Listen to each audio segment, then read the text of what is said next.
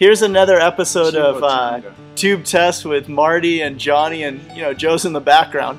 But Marty, I had a wonderful week this week. I got to talk to Tony Fishman at Telefunken. He's going to send us over a microphone that'll test out an EF-95, and I'm kind of excited about this because it's a copperhead. It's pretty cool, and there's kind of a snake. No, it's not the snake. Okay. I talked to Dave Perlman. I actually had sushi with Dave Perlman in Los Angeles, and that was interesting. So I was learning all kinds of great things that he's doing. You didn't get sick, did you? No, I didn't get sick. Okay. And he's so busy. But we're going to mention some of these wonderful microphones as well, and we're going to test some of these microphones, and that's why hopefully Telefunken is it's on the way. Someone sending us this copperhead.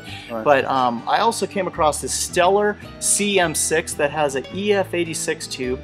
And it was kind of the chat in some of these, gear sluts and kind of on the internet. And well, let's talk briefly about this book that you brought in today, and how we're trying to kind of get a little bit more literature and a little bit more factual information on the internet. I'm trying to do as much research as I can to tell you, what tubes are in microphones and so forth. And there's some, websites that actually have that. But this book is unbelievable, and it's super rare.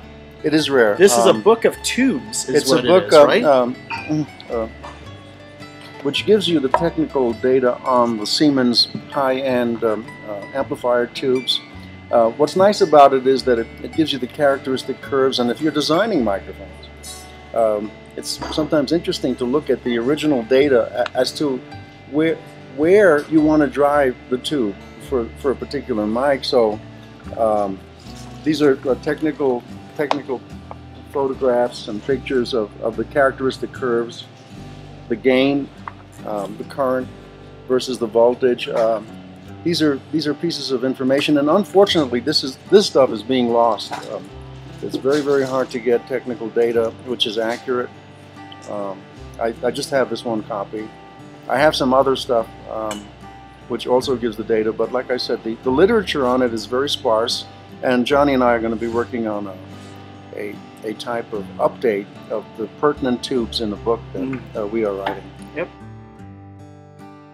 I just wanted to talk about this brief conversation that I had with Tony Fishman from Telefunken USA. Hey, Greg, an excellent boy. Is he? What a cool guy.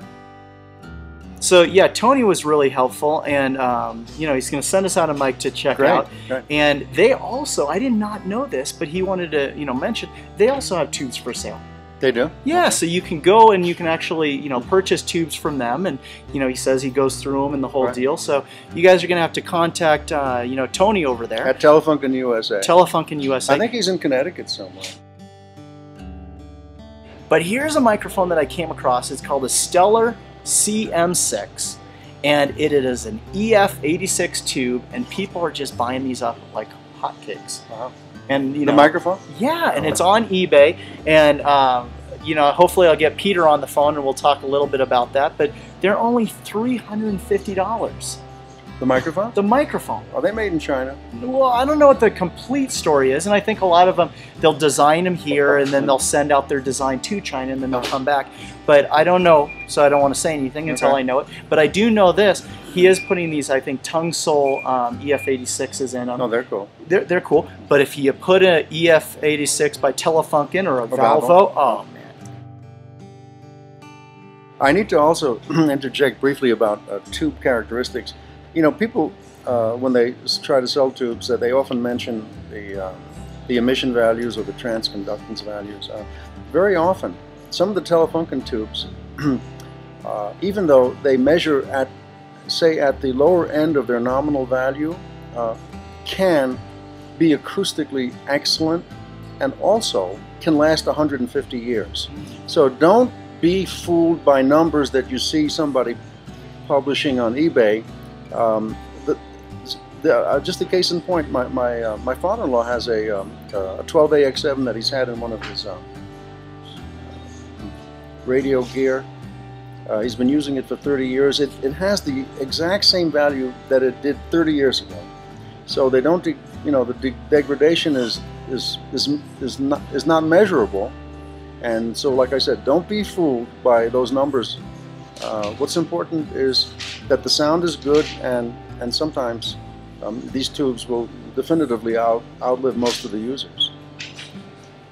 Wonderful, Marty. Well, you know, I'll add that in, and I will say this. So, what should I look for?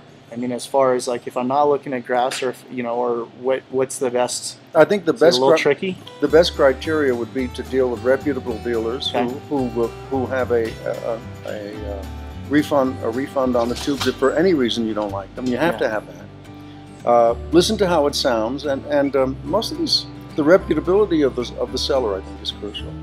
Oh, wonderful. Yeah. Well, I'm looking forward to getting all these EF80s and a bunch of other tubes that you're going to get, and we'll have to test them out, and this is exciting. Thank you for bringing that book in. Thank you for sharing these tubes. Oh, you're welcome. Thank you, Tony. Thank you, Perlman, and Peter over at Stellar. And oh, I forgot to mention, there is the Microphone Show, which you guys got to check out. That's a website that's actually pretty cool. It's by Recording Hacks. Hope I said that. You mean right. like sound engineers? Yeah, like yeah, Recording Hacks. Wait, I think that's right. Anyways, thank you so much for joining us on this wonderful webisode, and we'll see you guys soon, and we'll look forward to bringing you those new tubes and some more information. Take care. Bye-bye.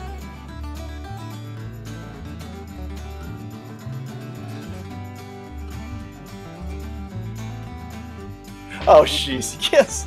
I gotta edit it. Are you running it? Yeah, I'm running it now. Oh, Hey, here's another. You can't put that. I won't.